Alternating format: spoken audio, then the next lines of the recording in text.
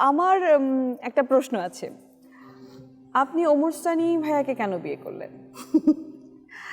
আমার প্রথমেই যেটা মনে হয়েছে যে কলিগ হিসেবে সে চমৎকার, তার সাথে অনেক কিছু শেয়ার করা যায় এবং আমি অবলীলায় আসলে ওর সাথে সব কিছু শেয়ার করতাম। কিন্তু কলিগ, সহকর্মী এবং আপনি তখন এখন হচ্ছে সহধর্মিণী, হ্যাঁ, দুটো তো এক সহকর্মীটাই না। ভালো ছিলাম, কারণ আমি ছিলাম? বেশি আবদার করতে পারতাম। আচ্ছা, সহধর্মিণী হওয়ার পর যেটা দেখা গেল, তার অধিকার এবং অনধিকার চর্চা, অধিকার চর্চা সব কিছু তার অধিকারই বেশি হয়ে গেল, যেটা আমার বিয়ের আগে ছিল। আমি তার উপর অনেক কিছুই মানে অনেক কিছু চাপিয়ে দিতাম। অনেক অনেক ঘটনাই আছে যে দেখা যেত যে আব্বু আম্মুর কাছে কালার হবো, ওকে কালার করে দিতাম। আমি তো জানি না, ও জানে।